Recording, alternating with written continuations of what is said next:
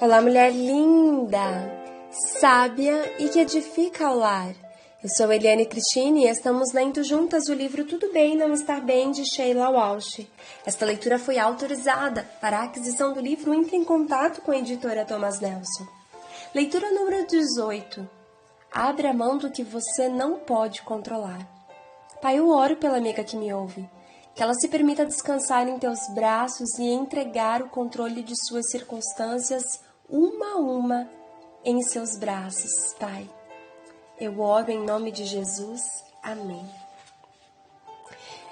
Deus está no controle. Na minha vida, a maior verdade que me ajuda a abrir mão do que eu não consigo controlar é a crença fundamental de que não importa a aparência das coisas, Deus ainda está no trono. Acho que nenhuma história da Bíblia revela mais a cara que isso pode ter do que a história de José no livro de Gênesis. Eu digo a cara que pode ter porque muitas vezes nossa ideia de Deus estar no controle é radicalmente diferente dessa história. Queremos crer que, se Deus está no controle, as coisas vão se encaixar. Se isso não acontece, queremos entender o motivo e queremos saber em tempo hábil. Essa não é a história de José. Em Atos capítulo 7, lemos a comovente história do apedrejamento de Estevão. Ele era um jovem cheio do Espírito Santo, um fervoroso seguidor de Cristo. Alguns dos líderes religiosos judeus queriam se livrar dele, então convenceram os homens a mentir sobre ele, acusando-lhe de haver blasfemado o nome de Deus. Estevão foi arrastado para a corte, onde o sumo sacerdote lhe perguntou se as acusações eram verdadeiras. Em vez dele tentar se defender contra as mentiras, ele fez um relato emocionante da história do povo judeu e da fidelidade de Deus de geração em geração. Quando chegou na história de José, ele disse: mais tarde, Isaque gerou Jacó e este os 12 patriarcas. Os patriarcas, tendo inveja de José, venderam-no como escravo para o Egito. Mas Deus estava com ele e o libertou de todas as suas tribulações, dando a José favor e sabedoria diante do faraó, rei do Egito. Este o tornou governador do Egito e de todo o seu palácio. Atos, capítulo 7, parte B, do versículo 8 até o 10. Mas Deus estava com ele e o libertou de todas as suas tribulações. 13 palavras, uma dose de verdade. Quando voltamos à história de José, vemos que levou 13 anos para essas palavras se desdobrarem. 13 anos é um longo tempo para acreditar que Deus está com você, quando todas as circunstâncias de sua vida dizem ao contrário. A história de José começa em Gênesis, no capítulo 37, e nos leva direto ao fechamento desse livro. As palavras finais registradas em Gênesis são: antes de morrer, José disse a seus irmãos: estou à beira da morte, mas Deus certamente virá em auxílio de vocês e os tirará desta terra, levando-os para a terra que prometeu com juramento a Abraão, a Isaque e a Jacó. E José fez que os filhos de Israel lhe prestassem um juramento, dizendo-lhe: quando Deus intervier em favor de vocês, levem os meus ossos daqui. Morreu José com a idade de 110 anos e depois de embalsamado foi colocado num sarcófago no Egito. Gênesis capítulo 50, versos 24 ao 26. Assim como José não tinha ideia de que, quando Deus falou-lhe em sonho, a promessa feita demoraria anos para se cumprir, seus irmãos não tinham ideia de que Deus, de fato, levaria os israelitas de volta à terra prometida, mas eles viveram para ver isso. Demoraria muito tempo ainda e o povo seria liderado por um homem chamado Moisés. Deus o tornou em bem. Somos apresentados a José, adolescente, em Gênesis, no capítulo 37. Ora, Israel gostava mais de José do que qualquer outro filho, porque lhe havia nascido em sua velhice. Por isso mandou fazer para ele uma túnica longa. Quando seus irmãos viram que o pai gostava mais dele do que qualquer outro filho, odiaram-no e não conseguiram falar com ele amigavelmente. Gênesis capítulo 37, versos 3 e 4. O ciúme é um câncer nas relações familiares, particularmente em famílias mistas. Naqueles dias e agora, se você assistir TV, os homens tinham mais de uma esposa. Jacó tinha 4, assim seus filhos eram de mães diferentes. Isso já é suficientemente difícil, mas acrescente isso ao fato de José ser o bebê da família e sua mãe ser Raquel, a esposa favorita de Jacó. Uma tempestade perfeita à vista.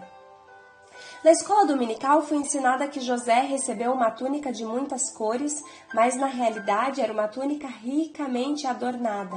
Foi tolice de Jacó demonstrar tal favoritismo em relação a um filho, porque isso fez os demais se voltarem não contra o pai, mas contra o próprio irmão. Os pais que claramente favorecem um em detrimento de outro causam muita dor e ressentimento. Quando há um segundo casamento com filhos envolvidos, é preciso sabedoria para saber como navegar nessas águas potencialmente problemáticas. Quando nosso filho estava no ensino fundamental, o diretor mandou para a casa de cada aluno um bilhete dizendo que havia sido contratado um conselheiro escolar especial para ajudarem as crianças a passarem pelo sofrimento do divórcio, já que muitas delas estavam se portando mal na escola. Eu tenho amigos que mesclaram as famílias e eu os vi fazerem isso lindamente, mas demanda tempo, paciência, sabedoria e mais do que umas poucas lágrimas. Bem, José não apenas ganhou a túnica, ele a usava perto de seus irmãos, o que claramente os irritava. Ele era só um garoto. Aos 17 anos você faz o que parece bom. A ciência médica nos diz que o lobo frontal, a parte racional do cérebro, não está totalmente desenvolvido até os 25 anos. Eu gostaria que Jacó, Raquel ou uma das outras esposas tivessem sido capazes de cortar pela raiz o mal do exibicionismo de José, mas para que os outros filhos não tivessem nada de ruim para dizer do irmão. Isso deveria estar claro para todos os adultos, mas eles deixaram passar. Há sabedoria nisso para nós. Não ignore a gênese de um problema porque ele só vai crescer. Com José, cresceu exponencialmente. Deus tinha um plano incrível para o futuro de José. Mas, diferente de Maria, a mãe de Cristo, que guardava todas essas coisas e sobre elas refletia em seu coração, conforme Lucas capítulo 2, versos 19, José deixou todas elas escaparem pela sua boca. Certa vez José teve um sonho e quando contou a seus irmãos, eles passaram a odiá-lo ainda mais. Ouçam o sonho que tive, disse-lhes. Estávamos amarrando os feixes de trigo no campo quando meu feixe se levantou e ficou em pé. E os seus feixes se juntaram ao redor do meu e se curvaram diante dele. Seus irmãos lhe disseram, então você vai reinar sobre nós? Quer dizer que você vai nos governar? E o odiaram ainda mais, por causa do sonho e do que tinha dito. Gênesis capítulo 37, do verso 5 ao 8. No início desse capítulo, José pastoreava com os irmãos os rebanhos de seu pai no campo, mas poucos versículos depois, ele não estava mais com eles. Talvez fosse porque, como o versículo 2 deixa claro, ele não gostava de dedurar os irmãos. O texto não nos diz que, algum tempo depois, Jacó envia José para ver os seus irmãos. Talvez ele houvesse lamentado por haver uma brecha em seu relacionamento com os filhos e soubesse que ele havia contribuído para isso. Embora não saibamos o motivo, essa decisão teria um fim desastroso para Jacó e lhe daria anos de sofrimento. Quando os irmãos viram José chegando, decidiram livrar-se dele de uma vez por todas. Eles iam matá-lo. Rúben, o irmão mais velho, interveio e sugeriu que o jogassem em um poço e o deixassem morrer. Os outros irmãos concordaram com isso. Assim, quando José chegou, eles amarraram-lhe a túnica extravagante das costas e o jogaram poço abaixo. Rúben pretendia voltar depois e resgatar José, mas era tarde demais. Os outros irmãos viram uma caravana em camelos indo para o Egito e venderam os irmãozinhos como escravos. Rúben ficou devastado quando percebeu que José se fora. O arrependimento é uma emoção punitiva. Não consigo imaginar o que ele sentiu. como deve ter agonizado com sua escolha de concordar com parte de um plano que era errado. Quando nos permitimos dar um passo na direção errada com a intenção de dar 2 passos para trás, muitas vezes não temos a chance de fazer outra escolha. Levaria muitos anos até Rubem poder ver que, embora ele não tenha fincado o pé e salvado seu irmão, Deus o fez. E quanto a José? Tente se colocar no lugar dele. Ele sabia que havia ouvido a Deus. Sabia que em algum momento toda a sua família se curvaria e o adoraria. Ele não sabia quando, mas sabia que Deus lhe havia revelado isso em um sonho. Agora ele está ensanguentado e ferido no fundo de um poço. A pergunta natural a ser feita é: alguém pode atrapalhar o plano de Deus para a minha vida? Você já perguntou isso? As circunstâncias são diferentes, visto que poucos de nós vamos acabar literalmente no fundo de um poço, mas o princípio permanece. Vocês estavam noivos, prestes a se casar. Você esperou pela pessoa certamente e finalmente Deus a trouxe para a sua vida. Então, no último momento, um antigo interesse amoroso mostra a indesejada cara e o noivado é rompido. Você se pergunta: como isso pode acontecer? Agora minha vida está toda fora de controle. Você sabia que Deus estava lhe preparando para assumir o estudo bíblico em sua igreja? Você esperou pacientemente e então, no momento crítico em que o último professor deixou o cargo, a liderança da igreja escolhe outra pessoa. Eles cometeram um erro. Eles escolheram a pessoa errada. Você está casado há anos, você se comprometeu a criar seus filhos em uma família saudável, mas então seu cônjuge diz que quer ir embora. Você luta, ora sobre isso e no final você não tem o controle e ele vai. Ele estragou o plano de Deus para a sua vida? Pela escolha de outra pessoa, você está fadado a viver uma vida não tão boa?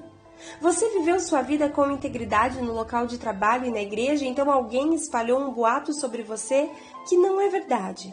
Você tem certeza de que ninguém vai acreditar naquilo por saberem quem você é e o seu caráter, mas eles acreditam. Você está indignado e está sozinho? Será que alguém simplesmente estragou o plano de Deus para a sua vida? Eu digo um ressonante não. As pessoas podem ferir você? Sim.